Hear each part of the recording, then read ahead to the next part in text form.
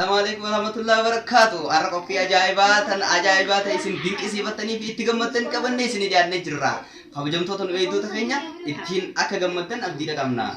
Munashidoota magaalaa Kaarramillee aanaa Gooroo Guutuu irraa isaan hundaa'u mata duree isaaniitii wajjin waan isaan qabatanii isinii dhiyaatanii wajjin mata duree isaanii isinii tuyna nu waliin turtii gaarii.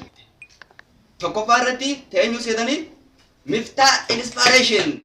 Qoradhu waa hunda ogummaa ni qabda, islaamummaa qabda, barkee carraan addaa. Tajatu tana tattee aantu waliin na hordofaan isiniin jaa.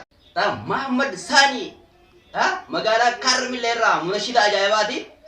يا ربي خيا يا خالقه نمشي ترطران ارقى ربي تقاه ونين نقوت يا ربي خالقه يا ربي دد في نرالو لكوكا لبون توهاباتو في نبيها Abrafan Ustaz Yohan Hafiz Husni Sheikh Ahmad.